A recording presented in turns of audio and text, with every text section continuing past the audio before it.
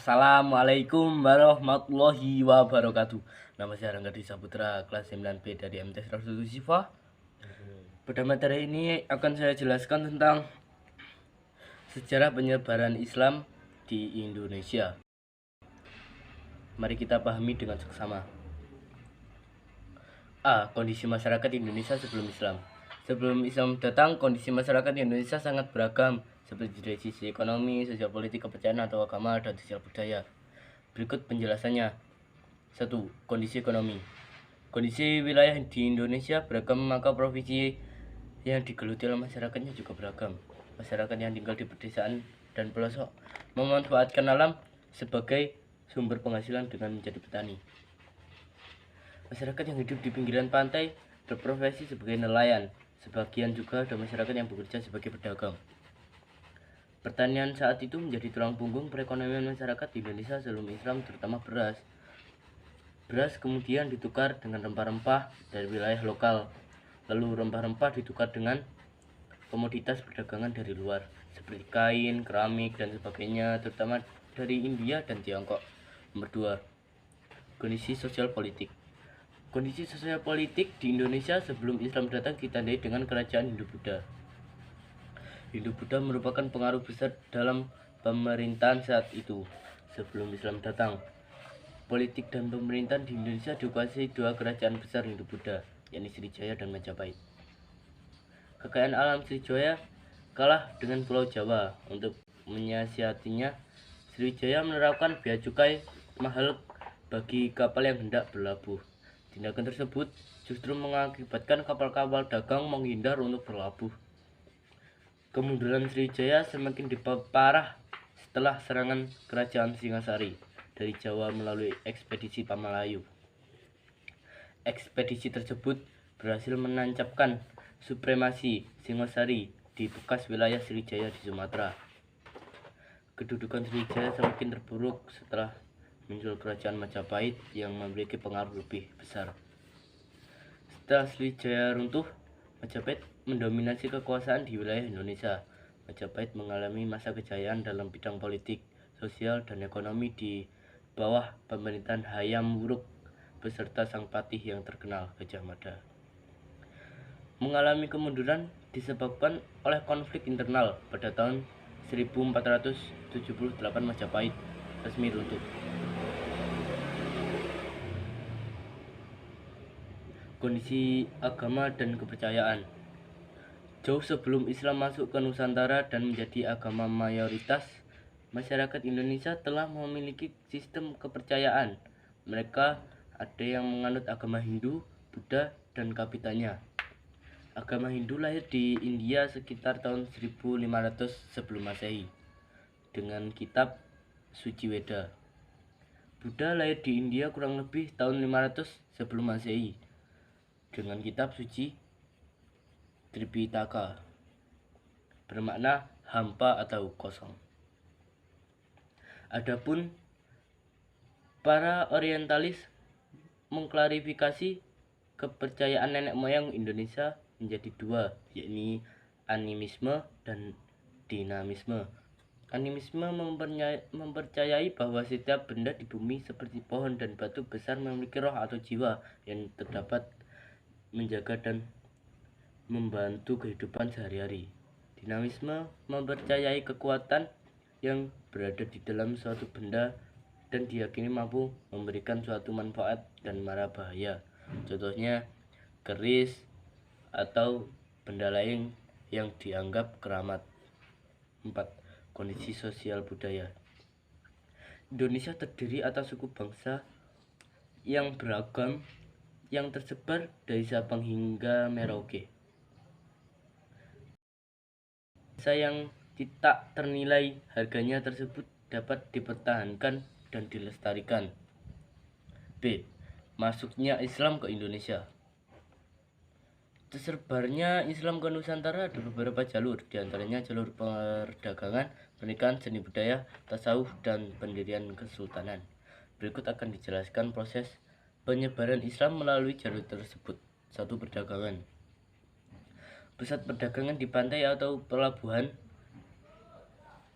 Pelabuhan pada umumnya terletak di muara sungai, maka hubungan dagang dengan daerah pedalaman lebih banyak dilakukan melalui sungai.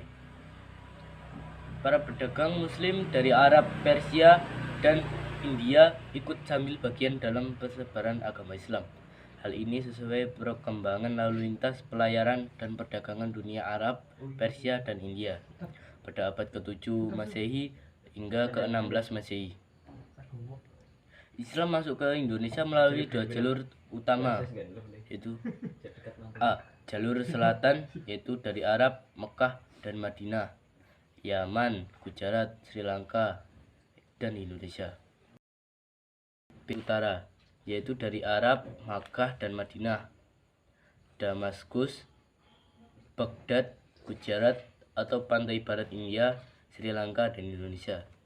Mula-mula Islam dibawa oleh para pedagang dari Gujarat ke Nusantara. Gujarat terletak di pantai barat India. Langkah para pedagang dari Gujarat tersebut diikuti oleh orang-orang Arab dan Persia. Para pedagang dari Gujarat pada umumnya memeluk agama Islam. Sambil berdagang, mereka menyebarkan ajaran Islam di tempat-tempat berlabuh. Selanjutnya di antara pedagang tersebut ada yang menetap dan mendirikan perkampungan. Pernikahan. Sambil menunggu angin musim untuk berlayar, mereka menetap di kota pantai dan membentuk perkampungan. Selanjutnya mereka menikahi gadis Nusantara dengan syarat harus mengucap 2 kalimat syahadat. 3. Pendidikan. Penyebaran agama Islam melalui pengajaran atau pendidikan dilakukan dengan cara membangun pesantren. Pendidikan Islam diselenggarakan oleh guru agama, kiai, dan ulama di pondok pesantren. Pesantren merupakan lembaga yang penting dalam penyebaran agama Islam. 4. Seni budaya. Penyebaran agama Islam melalui jalur kebudayaan dapat dilihat dari peninggalan-peninggalan sejarah yang banyak tersebar di Nusantara. Sebagai seni kebudayaan tersebut antara lain seni bangunan, seni bahat, seni tari, seni musik, dan seni sastra. Seni arsitektur, bangunan, masjid, dan ukiran masih bercorak budaya Hindu-Buddha. 4. Tasawuf. 5. Tasawuf. Kedatangan tasawuf diperkirakan sejak abad ke-13, yaitu masa perkembangan dan penyebaran ahli tasawuf dari Persia dan India yang sudah beragama Islam. Bersamaan dengan perkembangan tasawuf, para ulama dalam menyebarkan Islam menyesuaikan pemikiran masyarakat setempat yang masih berorientasi pada agama Hindu dan Buddha sehingga mudah dimengerti. 6. Pendirian Kesultanan. Masyarakat yang telah memeluk Islam kemudian mendirikan sistem pemerintahan sebagai upaya untuk memenuhi kebutuhan hidup dan meraih cita-cita. Oleh karena itu, berdirilah Kesultanan Islam di Nusantara mulai Aceh hingga Maluku. C. Teori masuknya Islam ke Indonesia. Penyebaran Islam di Indonesia banyak memunculkan teori, seperti teori yang dipakai mempunyai landasan dan nilai kredibilitas. Adapun teori-teori yang menyadari masuknya Islam di Indonesia sebagai berikut. Teori Gujarat. Teori dinamakan teori Gujarat bertolak dari pandangan yang menyatakan asal negara membawa agama Islam ke Nusantara dari Gujarat. Adapun peletak dasar teori ini adalah Snow Burgrange. Dia berpendapat bahwa masuknya Islam di Indonesia melalui jalur perdagangan antara Indonesia dan Kambay atau Gujarat. Teori Gujarat menyebutnya bahwa Islam masuk ke Indonesia sekitar abad ke-13. Dasar dari teori Gujarat sebagai berikut. A. Kurangnya fakta yang menjelaskan peranan bangsa Arab dalam penyebaran di Islam di Indonesia. B. Hubungan dagang Indonesia dengan India telah lama melalui jalur Indonesia, Kambay, Timur Tengah, Eropa. C.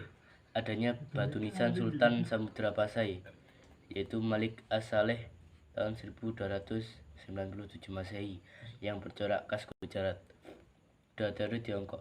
Teori Tiongkok mengatakan bahwa proses kedatangan Islam ke Indonesia khususnya di Jawa berasal dari para perantau Tiongkok. Orang Tiongkok telah berhubungan dengan masyarakat Indonesia jauh sebelum Islam dikenal di Indonesia.